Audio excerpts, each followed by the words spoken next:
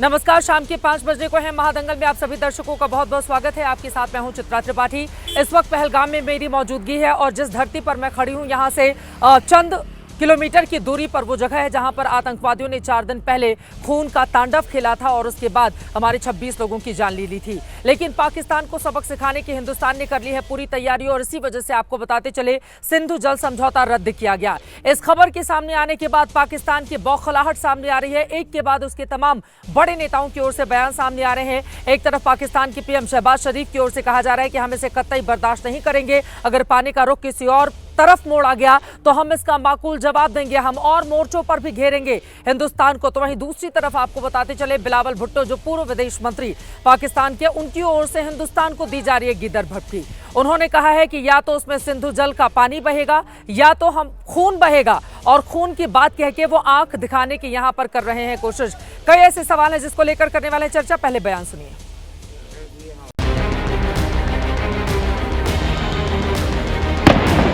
Any attempt to stop, reduce or divert the flow of water belonging to Pakistan under the Indus Waters Treaty would be responded to with full force and might. Pakistan एक हताश देश है। उनके पास आतंक फैलाने के अलावा कोई और प्राथमिकता नहीं है। हमारा पानी है, हिमालय से आ रहा सिंधु नदी। हम तो भाईचारे में दे रहे थे। अगर अब तुम लड़ोगे तो क्यों देंगे? आटा तो मेरे पास पहले नहीं था, पानी अब बंद हो गया, तुम्हारा आटा पानी बंद हो गया। सिंधु हमारा है और सिंधु हमारा रहेगा। इस दरिया से हमारा पानी बहेगा या उनका खून बहेगा। कि उसने कहा कि पानी नहीं मिलेगा तो खून भी आएगा, तो उसको बोलो यार अपना खून जाके कहीं छलांग मार ले। इसके यार पानी में नहीं मिलेगा तो कहाँ छलांग भी काम मारेगा। छोड़िए बेवकूफ़ी की स्टेटमेंट, इनको पता नहीं what is hit them, they will get to understand that. अब ये इंडस वाटर ट्रीटी पहले ही हमें जम्मू कश्मीर को बहुत भारी पड़ा है। अब अगर इससे जम्मू कश्मीर का फ़ायदा होगा, जम्मू कश्मीर की बेहतरी होगी, तो मैं सबसे पहले वो हूँगा जो कहेगा कि अच्छी बात है। ये नया भारत किसी को छेड़ता नहीं, लेकिन अगर किसी ने छेड़ा है तो अब उसको छोड़ेगा भी नहीं।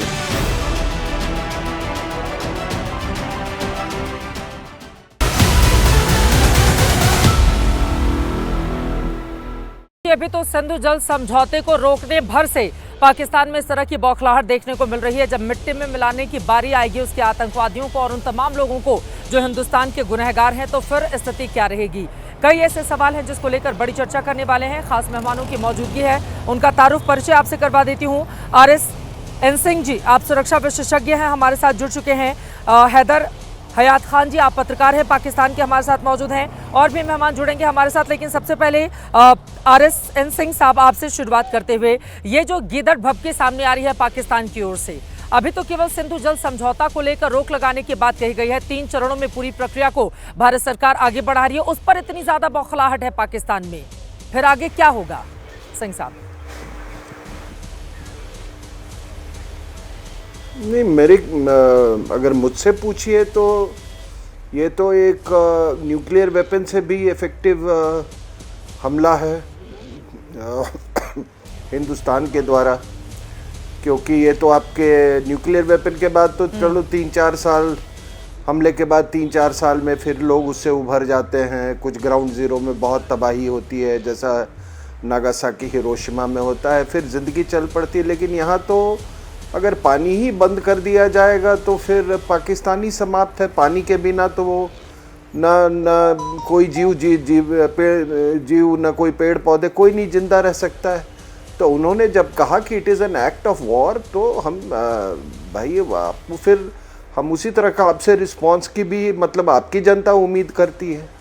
अगर तो ये पब्लिक प्लेटफॉर्म से गरजना कि हम वो पानी नहीं देंगे तो हम खून बहा देंगे, ये सब वो ठीक है, ये सब अपना पब्लिक को सेटिस्फाई कर सकते हैं, लेकिन हम पब्लिक आपसे जवाबी कार्रवाई की उम्मीद करती है, ठीक है ना।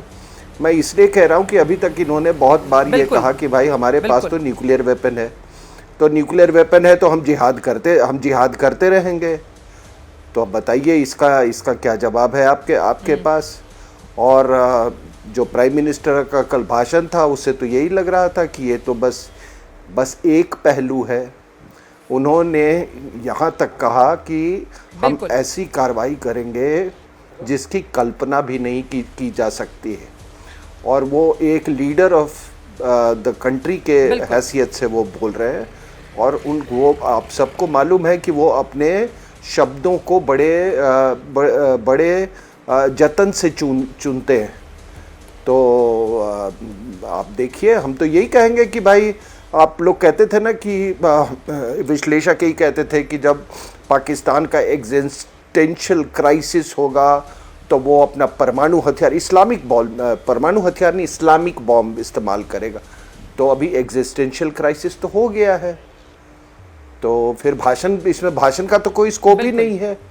अब मुनीर साहब और चारों तरफ से घिरा हुआ है, क्योंकि आतंकवाद के मुद्दे पर आपने मुनीर साहब की बात कही। इस वक्त बड़ी खबर आ रही है, मैं फौरन लौट रही हूँ आपके पास। बड़ी खबर आ रही है और उसके बाद मैं पाकिस्तान भी जाऊंगी, जो मेहमान हमारे साथ जुड़े हुए हैं। बड़ी खबर यह है, एक बार फिर से पाकिस्तानी सेना प्रमुख आसिम मुनीर के जहरीले बोल सामने आए हैं। बंटवारा धर्म के आधार पर हुआ था, उनकी ओर से ये बातें कही जा रही हैं। आसिम मुनीर का ये बयान सामने आया है, बंटवारा धर्म के आधार पर हुआ था। हिंदू और मुसलमानों के लिए अलग अलग देश बने थे, मुसलमान हिंदुओं से अलग है, हमें अपनी रक्षा के लिए कुर्बानी देनी होगी। आसिम मुनीर की ओर से यह बयान दिया जा रहा है।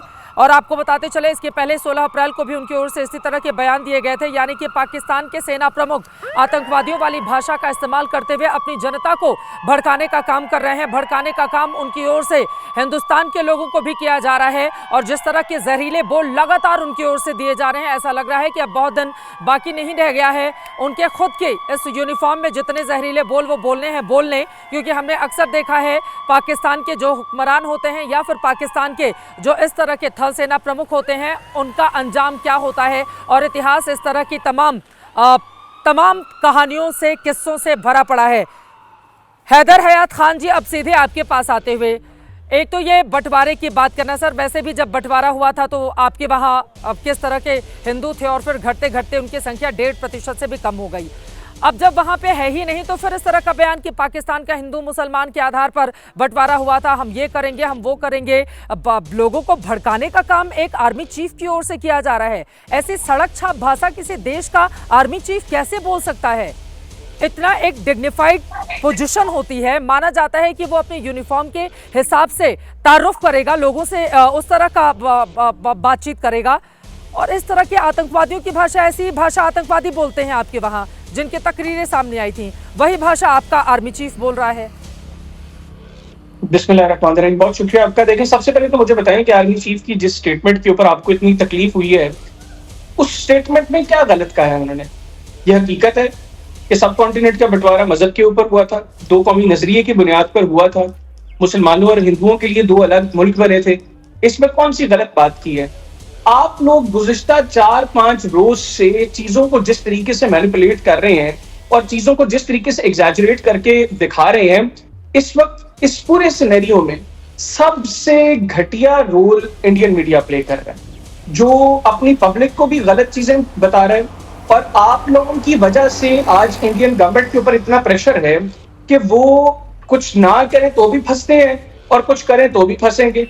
कुछ ना करेंगे तो आप लोगों ने उनके ऊपर इतना प्रेशर डाल दिया है कि इंडियन पब्लिक उनको जीने नहीं देगी, और कुछ करने के लिए आगे बढ़ेंगे तो यहाँ पे जो 2 पैरों पे चल के आएगा वो 4 कंधों पे वापस जाएगा।